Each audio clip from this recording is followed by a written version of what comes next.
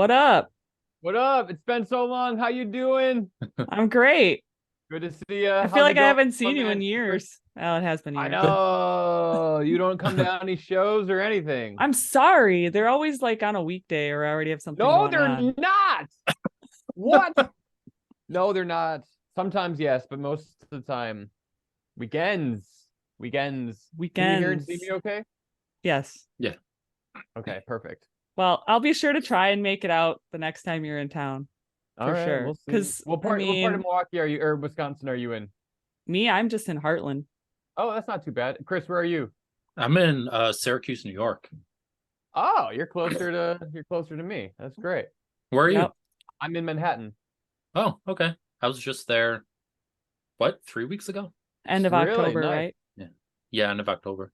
I was supposed to do the Funny Bone in Syracuse a couple months ago, but they canceled the show because only 13 people bought tickets. And it was on Damn. a Wednesday, but but they only gave me 2 weeks to promote the show. Wild. Yeah, that's crazy because you know what they do a lot? They send out emails to people who've been there before, and when Mhm. they can't sell tickets, they give out free tickets to the show just Mhm. so that they make money off their drinks. So I'm Mhm. surprised they didn't do something like that. Yeah, me too, now that you say that. Hit them up, give Who them some knows? shit. Who knows? All right. I'd give them crap. Yeah. Give them Yeah. hell. That's right. Take that. Don't break anything. I Throwing won't. pens around. I know. Sorry. It's okay. Should behave.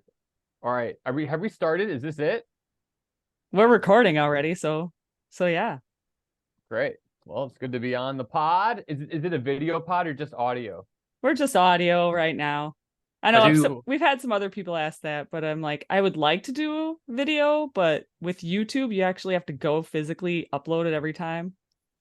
Yeah, I know I have to do that with my podcast. It blows. But hey, if you're enjoying this podcast, check out Talkie Walkie podcast.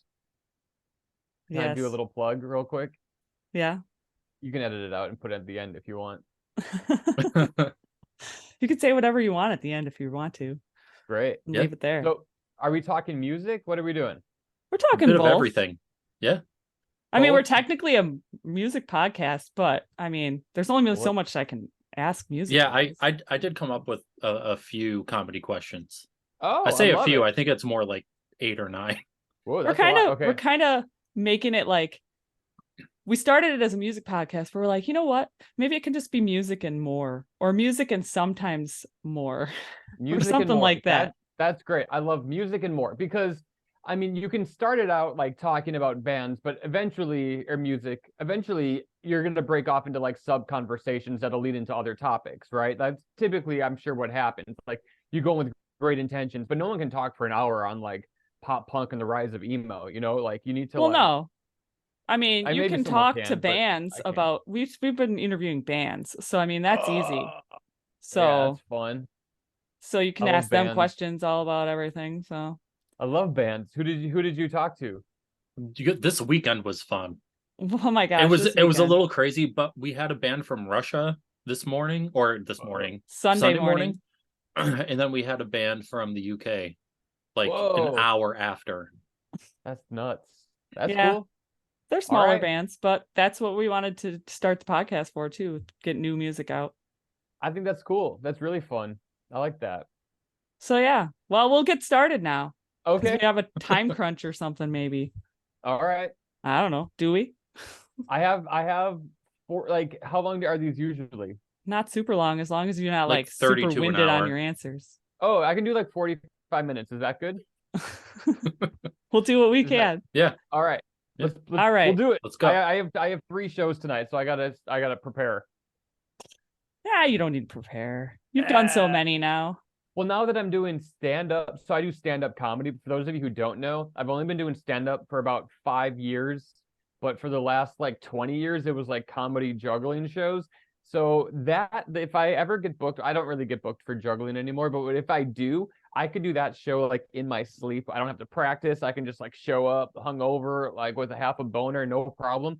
But if I have to do like a stand up show, like I got notebooks, I'm writing stuff in my wrist. I'm trying to like memorize like new jokes that I just wrote, and then I take all these like huge like I write down like my set list, and then it's like I'm so, very methodical. It's a lot more work than a juggling show, which is odd, at least for now for me. Yeah. Yeah. All right. Well, I was going to ask if you could please introduce yourself to the listeners. Oh, hey, my name is Marcus Monroe. I am a comedian. I'm a comedian. That's it. I was gonna list other things, but there's only one. I'm a comedian in New York City. I travel the world doing stand-up comedy. I open for some of your favorite comedians. I also headline on my own, and I have a podcast called Talkie Walkie that has 36 subscribers on YouTube. So we're trying to get that up. I just started a new podcast YouTube channel, and I forgot how hard it is to start a YouTube channel to grow it. So I haven't, like my own one has like thousands of subscribers, but the podcast doesn't. So we're trying to get the word out. I make fun videos on TikTok and Instagram that you've probably seen because a lot of them tend to get a lot of views. Some of them don't. Trying to figure that out. But yeah, I'm here to talk music. I love music. I love boy bands. I love pop punk.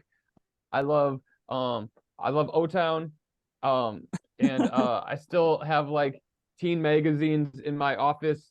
A little weird, but it's research. It's research in quotes. Yeah. Yeah. Well, I had a podcast about boy bands, so it's it's like research for that podcast. Hey, you know what? Gotta do what you gotta do. All right. I still probably have some Teen Beat or something somewhere. I hope you do. I hope you have that Pop Star magazine I was in. I do not. No? Oh, dang it. All right. All right. So since this is a music podcast, first and foremost, tell us who some of your favorite bands have been over the years. Wow. Over the years. Okay. The Matches. In fact, I have a frame. I don't know if you can see it, but I have a framed Matches album right there, signed by the band. They're like, I love, so like, I'm really attracted, when I talk about music, I'm really attracted to energy and like the energy of a live performance. So I love the Matches, the All American Rejects, Newfound Glory. I love these kind of like pop punk bands because I love just like, I like the hooks and I like the energy that they have. But I also really like, I'm a Swiftie, got to admit. You don't like her? I got a ton of her bracelets right here. You really don't like her? You don't like Tay Tay? I mean, she's all right, but I'm not a Swiftie by far. Oh, all right. I'm not hating. That's all right. But I really I like country music. I like Morgan Wallen's kind of cool. I don't like that he said the N-word, but I like his music. I like O-Town's new stuff is really good. I didn't even know they had new stuff. They have 2 new albums and they are so good. Maybe it's even 3 new albums. They have a lot of new music out. It's really good. Really good. Yeah. Ryan Cabrera, his new stuff's great. I like, but I also like Sebastian Bach. Like I like to just like sit back and listen to classical music sometimes when I'm doing my writing. In fact, I was listening to Bach before we started the podcast. Yeah. Well, yeah. I mean, you're well-rounded. Yeah, today I'll tell you, I was listening to Sebastian Bach, the Dresden Dolls, Blink-182's new album, and yeah, that's it. Yeah. Got anything to add in there, Chris? No? No. What happened? So I'm sure I know this answer, but I still have to ask it. NSYNC or Backstreet Boys? So, okay. I used to hate so much on the Backstreet Boys. I didn't really give them a chance. And then 2 years ago, 3 years ago, they released, oh God, maybe it was 4 years. DNA album came out and their latest album, and I listened to it and I liked it so much. I started listening to all the other Backstreet Boys songs I like shunned when I was in like a total NSYNC fan. And then I spent way too much money on tickets to their concert at the Hollywood Bowl in Los Angeles. I took my buddy Trevor from O-Town, and we had like the best time at the concert. It was so good. I went back again when they were in Milwaukee, and I'm still an NSYNC guy, but I get it when it comes to the Backstreet Boys. Like their music's real good. Like their song Undone, it was never a single, and they recorded it when Kevin was out of the band. but that's like one of my favorite songs of all time. But I mean, NSYNC had the dancing. They just had everything. I think NSYNC still leads the Backstreet Boys probably in my head.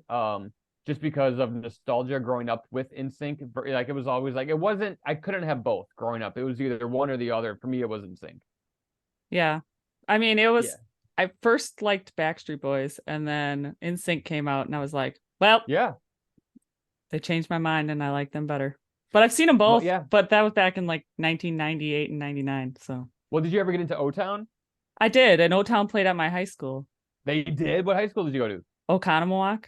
Wow, that's awesome. They played Oconomowoc High School. It was O-Town and O-Town.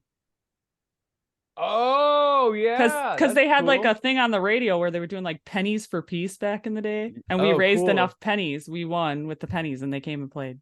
Was it a fun show? It was interesting, let me tell you. Vitamin C opened.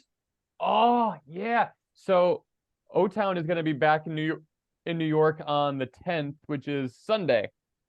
They're playing a huge show in Times Square with Chris Kirkpatrick from NSYNC, LFO. C Note is opening for them. I don't know. Do you remember C Note? I didn't. I don't know who that is, honestly. Well, Chris and Jessica, C Note is a boy band that never really popped, although they were together before O-Town got together. And when the guys from O-Town were auditioning to be in making the band in O-Town, there was like a couple songs they could sing to audition, and one of them was a C Note song. So they were already like pretty established before O-Town even existed. But because of making the band, O-Town like rose to fame, and C Note was like, see you later. Yeah. So yeah. Speaking of music, right? So years ago now, you wrote probably one of the greatest songs ever. Cinnamon Toast Crunch. Yeah. Hell yeah. So what made you decide to write that song and make that video for it? Well, I was not even on drugs, which is odd. Like I didn't even do drugs until much later in life. But I was roommates with a music producer. His name was Danny. His brother was in a boy band called B3, which they were huge in Malaysia and Germany. They were like these New York guys that were like, we were just like put together in this boy band. It blew up. And so I was signed with his manager. B3's manager was my manager. So weird. But I actually signed with him because he like managed a boy band. All right. And then, so I needed a roommate, and I became really good friends with Johnny from B3. And he's like, oh, my brother's moving to New York. I'm like, oh, let's live together. So we did. And we lived together. And he's a music producer. So one day he's like, hey, listen to this beat. And I was like, oh, let's rap. And he was like, all right, you know, because we're like white guys in our 20s. We're like, that's what we do is we rap, right? So we each wrote our own verses. And then we collaborated on the chorus and the hook. And we wrote this song. And then at 2 a.m, we finished the song. From like 2 to 4 in the morning, we went to Times Square and we filmed ourselves like dancing around Times Square, like singing this song. And I think the girl I was dating at the time filmed it for us. And then the next day we went into like a bathtub at my downstairs neighbor's house because we didn't have a bathtub in our apartment. It was just a shower. And we're like, hey, can we fill up your bathtub with milk and cereal and just lay in it for a little while? They were like, hell yeah, it's in New York. They're like, sure. So we did that and put it up on YouTube. And it kind of went like mini viral for like YouTube at the time because it wasn't like people weren't really getting like millions of views at the time. I don't know. YouTube wasn't huge, but it got like over 100,000 views. And MTV messaged me and they wanted to buy the rights to it. And we were like, no. We should have said yes, but we said no. and then General Mills saw the music video and they ended up sending Danny and I cases of Cinnamon Toast Crunch to our parents' house. Like big boxes, crates. It was pretty awesome. And they ended up playing that music video to people who start working at General Mills. It's like one in their training thing. They're like, this is how much people love the brand, and they play it. That's nice. How much milk did it take to fill that tub? We did like probably like 2 gallons of milk, and then the rest was water. I'm being honest. Okay, gotta water it down.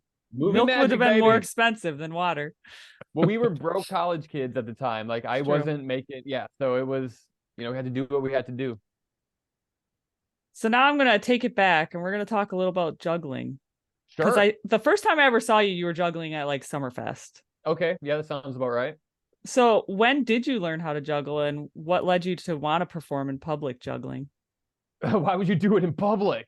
Well, Yeah, I mean, I started when I was like 9 from the Klutz book. Now, when I was younger, I saw a juggler, but I thought like it was an adult, and I was like, oh, okay, adults can juggle. Then I saw like a girl in my grade school juggle in a talent show. I was like, oh, I didn't know like kids could do this.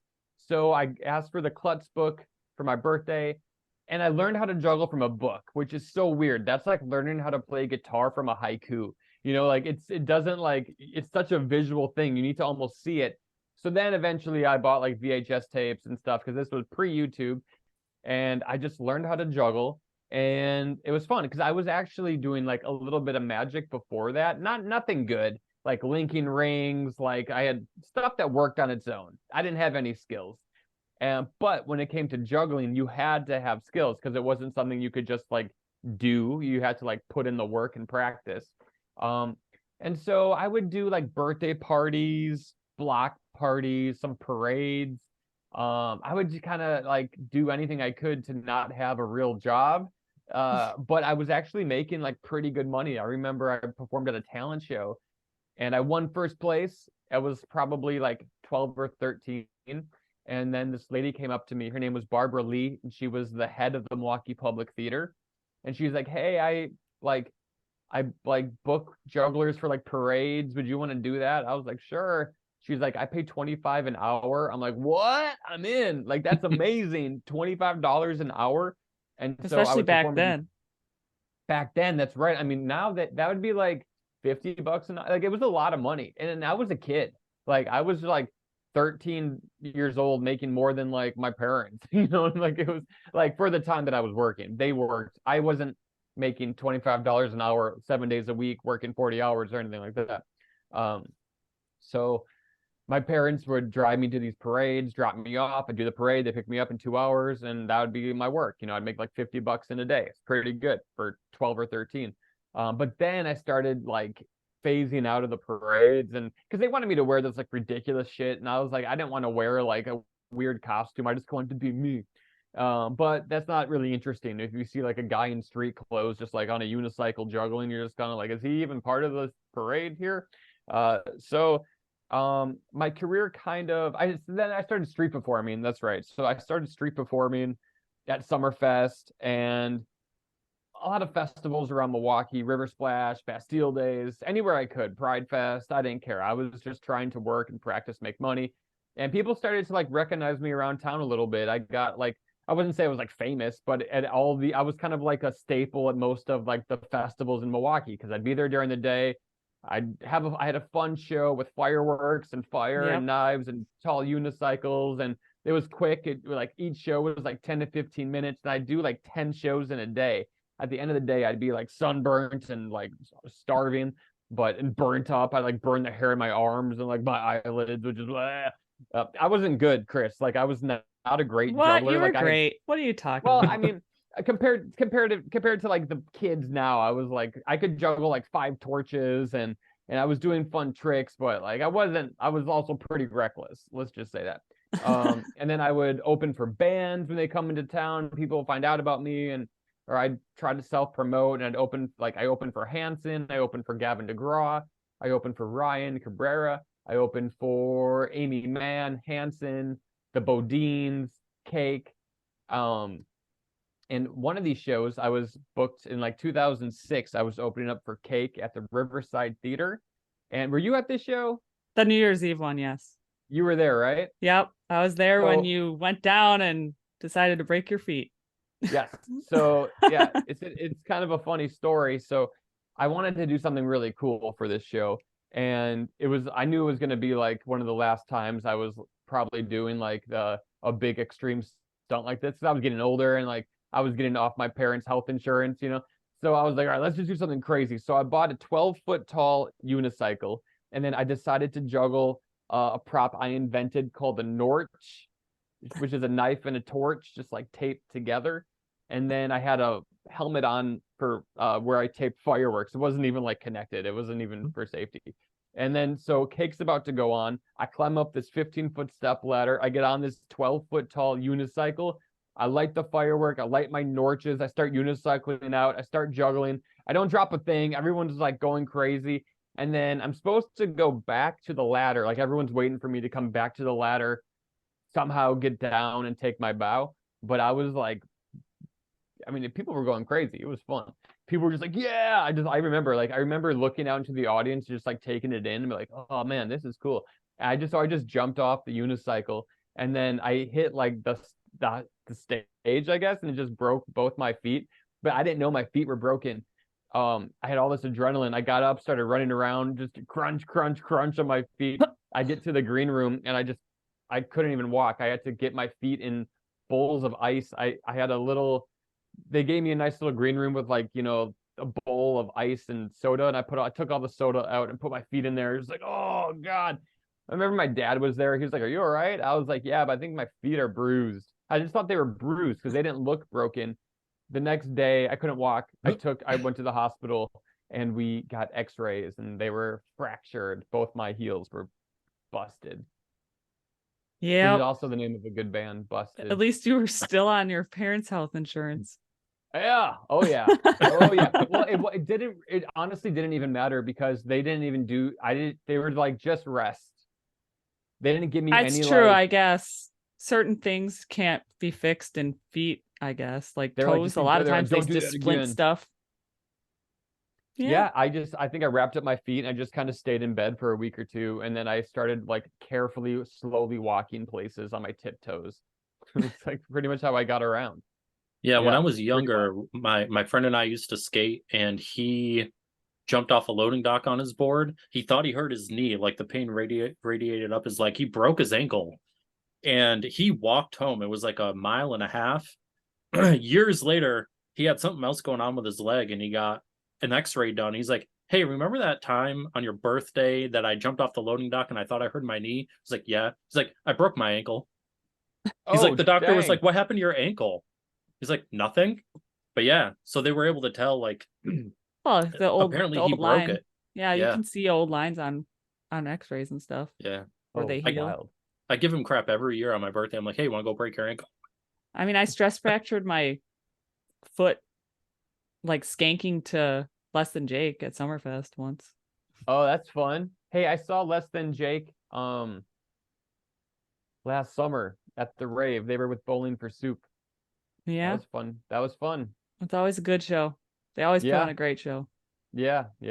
So what made you change up your act from juggling to doing stand-up now? Rory Rosegarden. That is the man who told me to stop juggling. He is my manager, and I put a lot of trust in this guy. And at first so I should give you a little backstory, I suppose. Living in New York, being in entertainment, you need representation if you want to get anywhere in this business. You need an agent, you need a manager, you got to have a team of people. I mean, you don't need to, but it helps a lot. And so I had an agent, but I never really had a manager who was in the comedy business. But my brother knew this guy from working at the store called Kith in New York. He met a lot of people. He met like Bieber and all like the Kardashians. My brother's like pretty well connected. So he was like, yeah, I know this comedy manager. I'm like, oh, well, let me talk to him. So my brother made an introduction. I sent him an email. I sent him a video. And then he called me after watching the video. The video was me juggling at a comedy club, doing my comedy bit while juggling.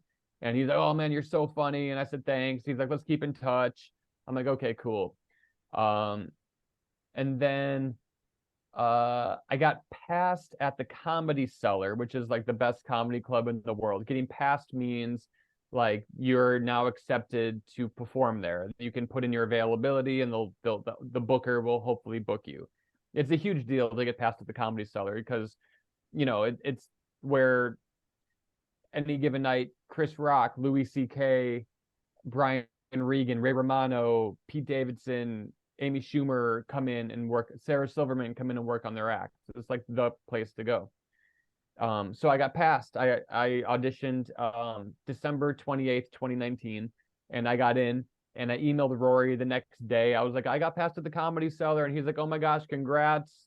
Call me. So I call him. We set up a meeting. I go to his office in Long Island, and I'm like, hey man, like we were just kind of talking, meeting in person for the first time. Nothing was like official. He's like, let me think about it. I need to think about it. I said, okay, you think about it. And then we decided to go out to lunch, and we made it official. And during that lunch, he was like, I want you to stop juggling. I want you just to do stand-up because you're a funny guy. And I think you can go further in your career without the juggling. I was like, okay. And I think he's right, because at the time I had been stuck in a rut for like the last 10 years. I was just doing the same stuff. I was doing the same gigs, the same colleges, the same cruise ships, the same corporate gigs. Like it wasn't really like moving to the next level. And so I took like the last 5 years, I took obviously a massive pay cut because of COVID and everything. Mhm. And so now that COVID's over, the strikes are over, I'm now starting to like get booked at more clubs and kind of grow my following a bit more. So it's been a slow build, but nothing ever happens so quick. And I have a lot of catching up to do because a lot of my peers have already been doing stand-up for like 15, 20 years, and I'm just only 5 years in.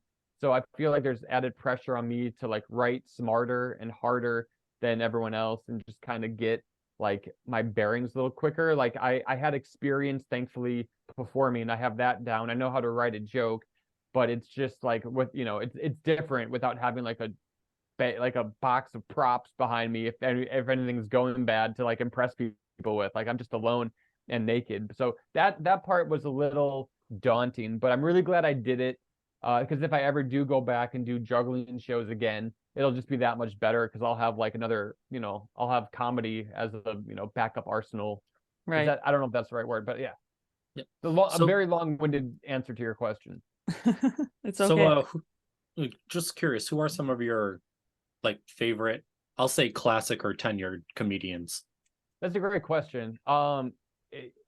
Andy Kaufman is probably my number one influence because he was just so fearless on stage. Steve Martin, also such like a great comedian, really funny, very witty, and just silly guy, wild and crazy guy. I like Nate Bargatze, TJ Miller, Rory Scovel, Mark Normand. These are all kind of people that I look up to and appreciate their writing style. Rory Scovel is like so fearless, and he's able to improvise a whole entire show. It's just like so fun to watch. He's just in control the whole time. TJ Miller, also same kind of thing. He's just like completely wild and nutty, which I love. Chaos. I love that. I love Mark Normand's joke writing, his ability to put pen to paper and just he eliminates words he doesn't need. And he's like a real like joke smith, like a wordsmith with his jokes. Yeah. I've heard Seinfeld is like that too. Actually, I've read his books where he says he studies what he's writing, and okay, but if I move this word from the third word in the joke to the seventh word, it makes it that much funnier. Yeah, It's crazy that it's that exact. What about some of the newer or up and coming comedians? Oh, sure. I mean, Jeff Arcuri is so funny. Jeffrey Asmith is so funny. I'm so excited to see. Sorry, I'm seeing Jeff Arcuri in January. I'm so excited to see him. Oh yeah, he's awesome. Good buddy of mine. We've done some sketches together that I posted on my Instagram. He's a good dude, really funny. He kind of just blew up. Like it's been I mean, I know he's been working at it for a while, but he just, his social media game is so strong, and everyone just tries to like do whatever Jeff's doing. Really good dude. Where are you seeing him? Funny Bone. Okay, in Syracuse? Yeah. Nice. Yeah, his tickets went on sale, and I bought them in like the first 30 minutes. Like I was like, Wow. oh shit, he's coming. That's awesome. That's Yeah. awesome. Maybe I'll get on that show with him. I don't know. Let's see. Up and comers. Oh man, I mean, there's just so many of my friends are so funny. I tour with this guy, Brett Druck. He opens for me sometimes. Hilarious comic. He's like a really funny one-liner guy. He makes me laugh so much. Trying to think. I'm gonna throw in a question that's not on our Yeah. list real quick because as I tell my, what do you think about T Tom getting to host that late show? Taylor Tomlinson? Yeah, I think that's great. I don't know Yeah. Taylor at all, but I know the booker of this show, and I hope she's listening because I'd love to be on that show. I think it's great. I think she's gonna do great things. I think she's so smart, and at such a young age, she's like what, 26 or 27. I think she just turned 30, I thought. Oh, dang. Okay, well, I think. still pretty young. She looks very young. younger. She does look younger, which is, not bad if you're in entertainment. I think she's gonna do good stuff. I've always thought she's really funny and had a very smart head on her shoulders and like a normal person. So I'm excited to see what she does with the show, and if she makes it like a show for comedians, which I think it's supposed to be, like almost like an at midnight type of deal. Maybe a panel show. That'd be really fun. I'd love to be a part of it. Putting that out there. Have you ever heard of the comedian Bobby Jaycox? No. No. He's from St. Louis. He's from St. Louis. I only learned about him because Chris is going to yell at me because my favorite band Story of the Year is like really good buddies with him because they're all from St. Louis. And he's gone on their podcast before, but I feel like the energy, he's got like an energy almost similar to yours. He's like kind of a little like wacky, crazy, and all that jazz. But I see him here. Okay, I just got into his Instagram. He has long hair too. That's pretty cool. Cool. Yeah, just I feel like you guys might get along, honestly. Yeah. I love meeting new people. So hopefully, yeah, I'd love to talk to him. And he's done a show up in West Bend here in Wisconsin once. Oh, no way. Or twice. That's pretty cool. So I didn't get to go because I had something else going on, but it was on a weekday. It was a Friday, and I work, and I have to work Saturdays too. So oh dang. All right. Yeah, well, so it's tough. If I didn't work Saturdays, I would have went. And I think my husband was feeling sick, or we were gonna go. So. Well, that's okay. I don't have any upcoming Milwaukee shows, but next time I do, I want to see you and the hubby at the show. Okay, I will. It'll be fun. I will. All right. You heard it here first, everyone. Maybe I'll grab Candace and we'll come. Let's do it. Yes, I love that. Yeah, and if you do a show, Syracuse or Buffalo, I mean, hey. I'm in Buffalo quite often. Actually, I just did I was there with Tom Green a few months ago, and we did a show together. Then Tom and I hit up Connecticut this last weekend. That was super fun. Yeah, I will, but I'll definitely let you know. I love Tom Green. I just think of the movie Grind, when he's in the movie Grind. So he's all like, shh. Yeah, he's hilarious. I love that movie. I love Freddy Got Fingered. So funny, man, crazy. We better plow through our questions. He's like, let's keep going on our questions. Yeah. All right. Sorry. Yeah. Okay. If we got 15 minutes, we have like 15 questions left. All right. Oh, rapid fire. Let's do it. Yeah. Well, I know some people are still probably wondering why we have a comedian on a music podcast. So why the hell not? How does music inspire some of your comedy you create? Oh, totally. I mean, it's jazz, right? It's improv. It's I mean, I love the energy when you go see a live show and when you see like a live rock show. And I don't think I have the energy of a rock band on stage, more of like maybe like a singer-songwriter. So I try to like, you want to have a rhythm and a tempo with your jokes, and timing is very important. So I wouldn't say my jokes are like a song or anything, but you kind of get into like a rhythm and a pattern when you're telling jokes, and that's just like music, in my opinion. It's true. But I love listening to classical music when I'm writing jokes. Kind of clears my head, keeps me focused. Yeah, I just think music is such a big part of my life too. When I'm going to sets, I'm usually taking the train, and I usually put on a song that'll get me like pumped up before I get on, like a big game day. I'm like listening to music, get me pumped. And there's a lot of comedians that will just put on headphones and they'll just be like rocking out backstage before they go on to something, and they won't even talk to you. They'll just take off their headphones and go do the work, which is really fun. So yeah, music is a huge part of it. And there's also funny songs. So Yeah. Weird Al, I mean, right? yeah, you could always become a Weird Al. Yeah, sure. I mean, I can't sing or anything. Otherwise, if You I can could have rap though. sang, I can rap a little bit, but if I could sing, I would much rather like. I think I would be like in a boy band if I could sing 100%. Yeah. I'd be the shy guy in the back, just like. So I've heard this talked about on another podcast. A band was talking about having a comedian as an opening act for their, show on tour and everything. Would you ever consider going on tour with a band just being their opening act? Yeah, I mean, I've done it a bunch before as a juggler, but never as oh no, I did open for O-Town as a comedian. Last time they were in New Yeah. York. I did do that at the City Winery. So fun. I loved it. I was kind of like hosting the show. And then Chris Kirkpatrick and I hosted a show in Oshkosh with O-Town and Ryan and LFO. That was a blast too. So yes, yes, yes, I would absolutely go on the road doing stand-up, opening for bands. That would be a dream come true, especially if it was like someone that like my wife also liked to listen to. Like she loves Vance Joy, and like I like. Do you know who that is? No, I don't think so. He's an Australian singer-songwriter. Okay. He crushes. He's really good. And so like if it was someone that we both really enjoyed, it'd be fun because then she'd come with me. Yeah.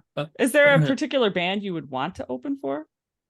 I mean, when NSYNC goes on tour, like I'm trying really hard to get on that. That would be amazing. I mean, yeah, any like band that I like. See, it has to be a specific type of music too, because if it like I know Jim Brewer opened up for Metallica, but that seems like people would just like be yelling like penis and like stuff to me if I was doing that. So it'd have to be like a band that's like has like respectful fans, whatever that means. I mean, it could be like a pop punk band or something too. I would do that in a heartbeat. That would be so fun. Like All American Rejects, the Academy is Neck Deep. I love those guys. The Matches, of course. Like I would do anything. I wish for they those would go guys. back on tour. Well, like they like released a new song like during the pandemic, and then Right. then it was just it was like they and the live stream, but like nothing. I don't know. I'm hoping they go on tour together again. It'd be so fun. Do you have any dream clubs or rooms that you'd love to do stand up in? Oh, great question. Radio City, obviously, Carnegie Hall, Madison Square Garden, they all that was my Trump impression. Yeah, I mean, look, I just as long as I can continue to perform, I don't really care where I'm at. Those three are like the New York venues I haven't performed in yet. I did Town Hall, I did the City Winery, I've done all the clubs in the city. But it'd be really fun to perform either on like a Broadway stage, even though Town Hall is technically a Broadway stage, or like one of those big venues. It'd be cool to headline, like, but I'd take a feature spot. The Beacon as well is a huge theater in New York that a lot of comedians play. And when they play the Beacon, it's like, oh, you've made it. Like in Boston, they have the Wilbur, and I got to play there last June with my buddy Rafi Bastos, who's a very funny Brazilian comedian. But yeah, I think those are the types of venues. Right. And I know a lot of clubs have lights, like very blinding lights while you're on stage. How much does that mess with your like I don't know, crowd work or like being able to gauge the crowd engagement? Well, you can always just hear the crowd, so I never really need to see them, which sounds weird. If I am doing crowd work, of course, you can only look at like the first 3 rows. And if it's a big pain in the ass, you can always be like, can I get the house lights up? But I love it when it's dark, dark, dark, and I can't see anyone. I feel better. Sometimes I just see a guy who looks unhappy, and I'm just like, what? And it might not be anything I'm doing. He just might not be having a good day, which we all have bad days, right? So, but I focus all my energy on that guy. I'm like, oh God, he's not liking it. That means no one's liking it. What's he thinking about me in his head? He hates me. And so when I can't see anyone, it's great. Although when I can see people and they're like, I feel good. When I can like see teeth, it's a good sign. But we're not good. When he's mean mugging you. Mean mug is I don't like it. It happens. So you've been doing a lot of great hilarious street comedy, and then you took it on the subway.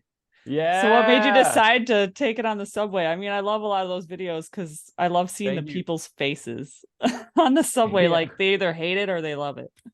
Yeah. So I just wanted something to do where I wasn't giving away my act, but I was still being funny with people. So I took like tweets and jokes that I don't really do in my set anymore, and I decided to do them in the wild and just see what would happen if I took like this microphone and just like pretended like it was plugged in even though it's not, and I'm just like doing comedy for on the go pretty much.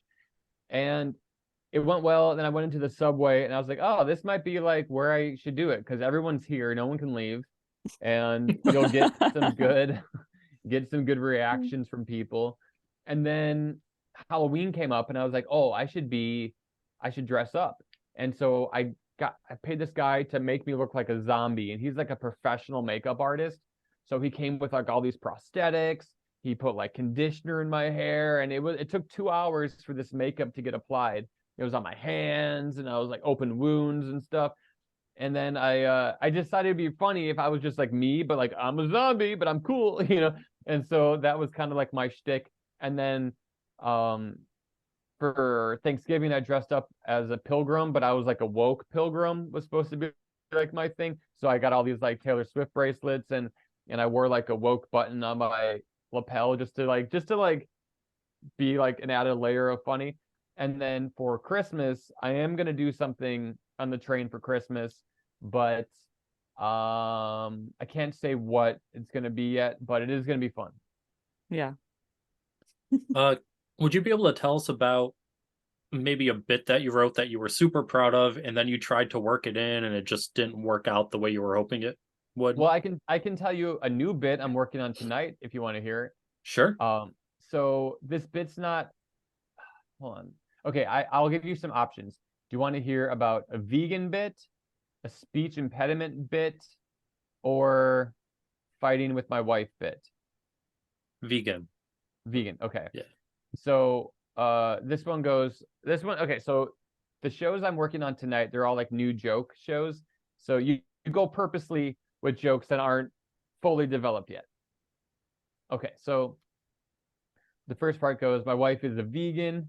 I don't have any jokes here. She just gets really mad if I don't tell you that. Joke one, right? Then I say, she wasn't always a vegan. She used to be cool. I want to support her, but I also want friends. She became a vegan a few years ago. I was out of town. She watched a documentary on factory farming and swore never to use animal products again. So I'm like, dang, now I got to cancel Netflix. Like, she's not just a vegan, she's an activist. Like, we can't even walk through Central Park without her yelling at the parked horse carriages. She'll just like point at them and go, cruelty. I'm like, baby, the owners are across the street. It just looks like you hate horses. So like that's kind of like the gist of it. I think of a topic and I'll try to write down like short little jokes, and then I'll try them all, and whichever ones get like the most amount of laughs, I'll keep those in, take out the stuff that doesn't work. And then yeah, and just try to build from there. So when a joke works, like we watch Running to the Bulls, but we're both cheering for the Bulls or something like that. Like you can like then like add tags onto them if you get a laugh from a joke. A tag is like, do you know what a tag is? I don't. Mm-mm. So a tag is like another joke after the joke that complements the punchline. I'm trying to think of a good example of a tag that I have. Okay, so that example wouldn't work.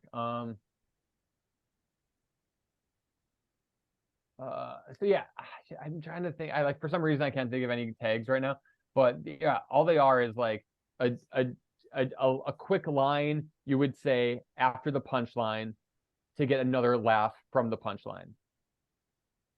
So you set up the joke, that's your premise, then you have your punchline, which is like where you get the laughs. Then you have like a little baby, which is like the tag, and you can tag as many tags as you want, which is kind of fun. Does that make sense? Yeah. Okay. Yeah. And I know the vegan stuff wasn't like laugh out loud funny right now, but it's just a new bit that like I'm gonna, you work it in, you work from stage, and you kind of just see the vibe of the room. Because when you write comedy, you have like no idea if it's gonna work or not until you get to the room. It's true. Yeah, you gotta read the room. Gotta read the room, and it's difficult because you never know like what's gonna hit, what's not gonna hit. So you kind of have to go through everything you wrote to see if anything is gonna work. Do you have any standout moments while you were on stage, or even heck, even on the street or the subway, that really stand out in your mind? Whenever you just like feel it clicking, whenever everything is just clicking, it's working, you're in the moment, and you don't even realize it because you're so in the moment that you don't even realize like the magic that's happening until you're like off stage or you watch the video, and you're just like, man, I was connected, I was focused, I was locked in, I was in the pocket, as the kids say, and I was just like really grooving. That's like the best time to be a performer. But the best feeling I've ever had on stage is when you write a brand new joke, never tried it before, and it works. You get a laugh, you get a response, and it's like a true belly laugh. Like that makes you feel so good. Because it makes you feel good to make a room of people laugh. You don't know. That's like a good feeling. So I think, and then everyone, at least I myself as a comic, I'm always trying to chase that high, that feeling again, because it just feels so good. Yeah, I definitely could see that. Yeah, it's a good feeling. It's like when you write a hit song, you're like, everyone loves that song. Like, oh, it's the same exact thing. So I know you juggle and you do Yeah, comedy. Now, do. do you play any musical instruments or have any other talents people may not know about? I don't really. I have a guitar. I have a guitar, and I tried to learn it a little bit. I could play a few songs, but it's been like 10 years since I played it. And I used to perform on a lot of cruise ships, and I'd be so bored. There's literally nothing to do. So I would bring a guitar along, and I'd just like leave it there, and I would like just practice. I'd have like download YouTube videos on how to play guitar. And I just like, take my time and like really try to practice. And it was fun to do. I would like play for my wife over the phone on the ship, and she probably couldn't understand what I was doing, but it's fun. Yeah. Do you play any musical instruments? Me, I tried to play guitar once a long time ago. My dad bought me an electric guitar. Woo! And I kind of failed at that. Oh, that's all right. You tried your best. And I tried to play clarinet when I was like in 6th grade, and the teacher told me I sucked and should never play again. Oh yeah, we all tried like musical, like elementary school. Like I played the trumpet for like 5 years or something stupid. Yeah. Played the piano a little bit. Oh, what about you, Chris? I really like the Yeah, how about you, Chris? I tried to learn guitar for a little while, and I used to front a couple hardcore bands, but it's been a while. When the Matches, my favorite pop punk band, when their bassist Justin, he left the group, they were like, we're having auditions for new bass players. I bought a bass guitar and tried to learn so I could audition to be in the Matches. But then I texted Sean, or I emailed Sean, who's the lead singer. I'm like, dude, I want to audition, and he never got back to me. But I did kind of learn how to play bass guitar just for that reason. I had 3 weeks, and I was on a cruise for 3 weeks, and I just brought my bass guitar and tried to learn it. Didn't work out. Didn't work out, but it's probably best because, Yes, I know. Rejoined the group eventually. It's true. So it's no big deal. It's true. So yeah, have you ever had a heckler you couldn't handle? Not when I couldn't handle. I think that I've been pretty lucky with hecklers. Sometimes I just kick them out, and then I don't have to handle them anymore. I remember I kicked a guy out on a cruise once. How does that work? Well, I pointed at him, then I pointed to the door. I pointed at him, then I pointed to the door, and then he left. I was like, he's on a ship though. It's like he can't go anywhere. But he can leave the showroom, so he had to leave the theater. Listen, people disappear on cruise ships, Jess. They really do. There have been people disappearing lately, and they don't find them. You gotta put a air tag on your person or something. So what is the optimal awkward pause time prior to a punchline? Oh. As long as that tension is built up, it doesn't. I'm not going to say like a certain amount of time, just because every jokes different. But as long as you get that tension to a place in which it can't take it anymore, then you release it with the punchline. So it depends on the joke. Sometimes they're real quick. I have this one liner that's like, dolphins are the only other animals besides humans to have sex for pleasure with me. And that one like is a fairly quick punchline. But others, you take more time with. But yeah, sometimes you don't need a whole lot of time to get the point across, but when you're really trying to build that tension, silence is the key to that. I got one more question. Please. And it's out of left field, right? Okay. So if you had to describe your comedy as a type of cheese, what kind of cheese would it be and why? Ooh, pepper jack, because I'm a little spicy, but not too spicy. I'm white with some red dots. Yeah, I think I'll go with pepper jack. Do you ask all the bands this because you're from? Is this like a Wisconsin question? No, I switch up this every time. Sometimes I ask just a general type of food. What smell would it be? I just try and switch it up every time. Yeah, he's been trying to add in like random questions for the bands just to. And I absolutely never use AI to help generate questions. No, never. Well, I think I sometimes I think I would go for pepper jack because it's one of my favorites and I like a little spice. And sometimes I'm a little spicy. I mean, we all like a little bit of spice. I'm not huge in spice, but well, you haven't. I had this cheese at my friend's wedding, and it was like sage cheese. Oh my gosh, it was so good though. So good. Heard of it? I like nacho. That's a good one. Nacho cheese Dorito taco. Oh, don't know if I've had that yet, but you haven't had the Taco Bell nacho cheese, nacho Dorito taco? No. Oh, you're missing out. I do like Taco Bell though. I just actually got into them like 4 months ago. There was a week I ordered them every single day, but I'm a vegetarian, so I get like the same thing. I get the veggie fuel. Are you mad? No, I'm saying that was a very disappointed. No, I'm like, oh. You're like, oh. No, I was saying more like it makes sense that you really wouldn't eat Taco Bell because I mean it's just a bunch of vegetables out of shell. Well, they have the veggie fiesta burrito, and that shit is so good. That I would get that almost every day. It's like $2 too. It's so cheap. It's delicious. I think it's better than Chipotle, honestly, Taco Bell. Yeah, but what's your favorite New York City taco or burrito place? Oh, I can tell you mine. I like Dos Toros. I was gonna say that place is really, really good. Or there was this place, La Superior in Brooklyn, that used to have really good like enchiladas. That place was nice. Also, what's it? Oh, I was gonna say there's a place it's right near Chinatown. Lupe's East LA Kitchen. Ooh, it's a sit-down restaurant. That place is really good. Oh, that sounds good. I love Mexican food. I love guacamole and the queso. So nice. Oh, I could eat it all day. There's a place. I'm on the Upper East Side, and there's a place here called I don't even know the name of it. I just know where it is.